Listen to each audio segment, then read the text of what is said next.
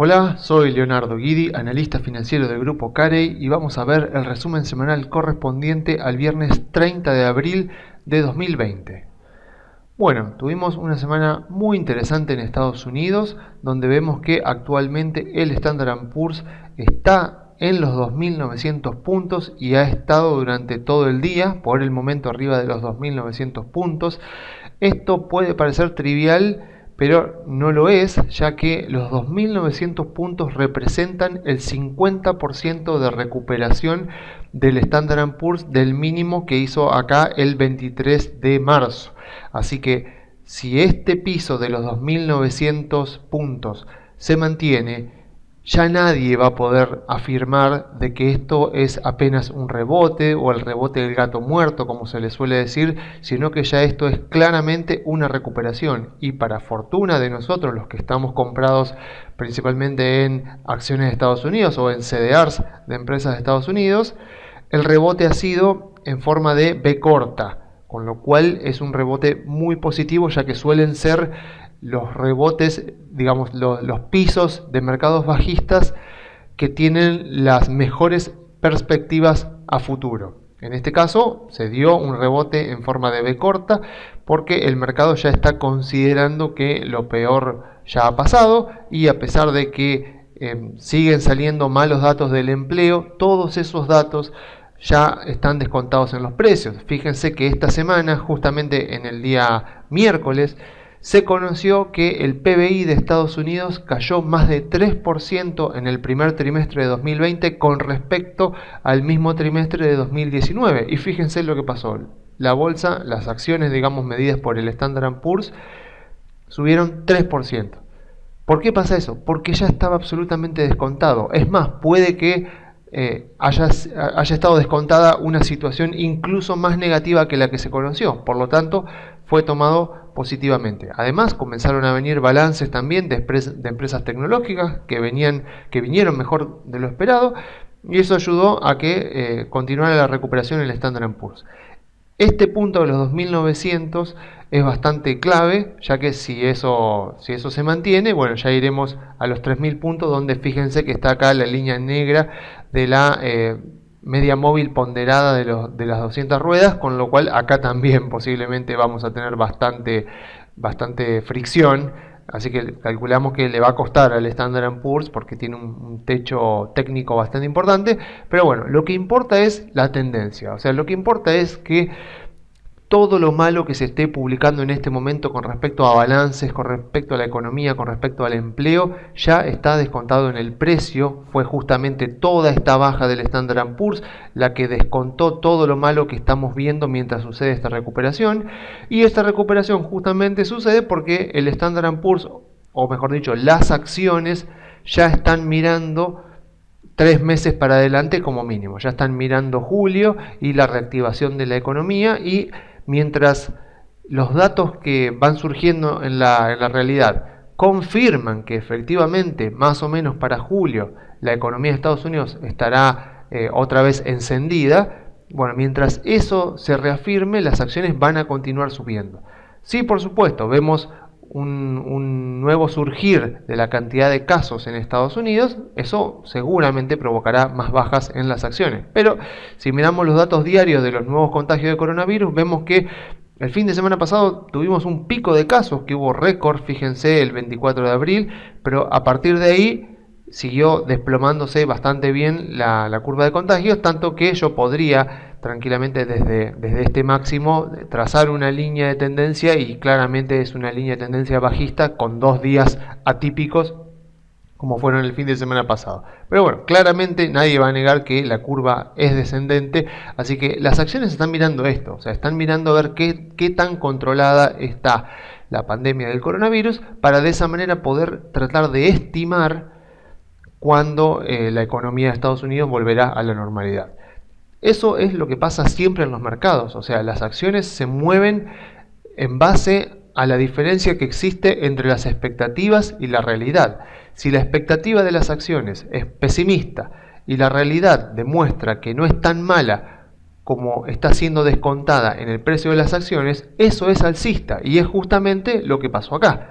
A partir de acá, a partir del 23 de marzo, empezaron a surgir datos de la realidad que demostraban que esta baja fuerte que tuvieron las acciones ya había quedado un poco exagerada y que a partir de ese momento la situación parece que se estaba revirtiendo. E inmediatamente, con la reversión de la información, también las acciones empezaron a descontar un panorama bastante más positivo. Y por ahora siguen así, o sea que las acciones nos muestran en los precios que están descontando que la situación está controlada y que irá controlándose cada vez más, ya mirando la reapertura de la economía más o menos para el mes de julio. Obviamente, si esto se posterga para agosto o septiembre, eso va a repercutir negativamente, pero afortunadamente ese no es el caso.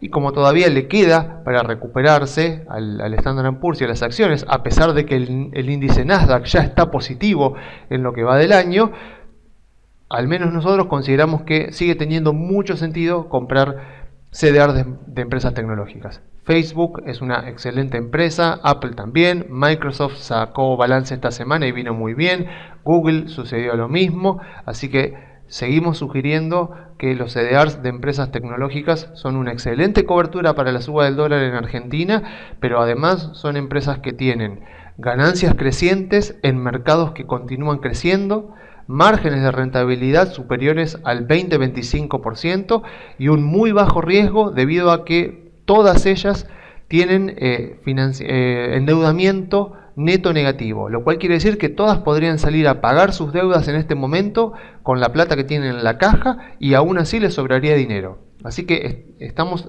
ante la presencia de excelentes empresas con excelentes perspectivas que gracias a esta baja momentánea que han tenido con motivo de lo que ha hecho el gobierno de Estados Unidos para parar un poco la pandemia del coronavirus, han quedado mucho más barata de lo que estaban en febrero, así que nos están dando una oportunidad para poder aprovechar e invertir.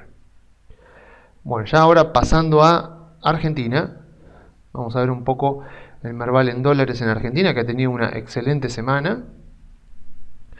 Fíjense, impresionante todo lo que subió el Merval en dólares durante esta semana, pero vamos, antes de decir cualquier cosa, vamos a recordar lo más importante de todo. Argentina en este momento, para las acciones, es un mercado de trading, no es un mercado de inversión, porque esto mismo que dije de Estados Unidos, de las ganancias, de los márgenes, del riesgo, en Argentina no lo podemos medir, no podríamos intentar hacer una evaluación seria de una empresa, porque tenemos un contexto político y económico tan incierto y sobre todo tan negativo que nos resultaría muy difícil hacer una estimación fiable. Entonces tengamos en cuenta esto. Argentina en este momento en las acciones es un mercado de trading.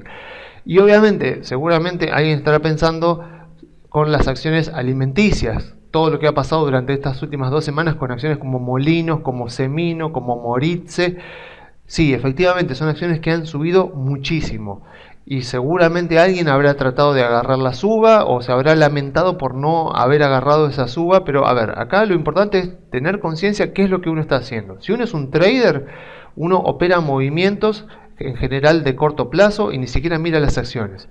Si nosotros somos inversores, lo primero que tenemos que hacer es analizar, bueno, ¿por qué se estuvo moviendo la empresa? ¿Por qué todas estas empresas han tenido subas impresionantes que le han ganado absolutamente a todos los demás rendimientos?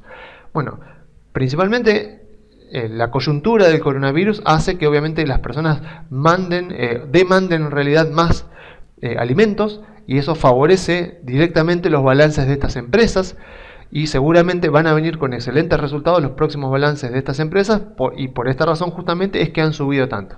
Ahora mi pregunta es, ¿esto es algo transitorio o es algo permanente?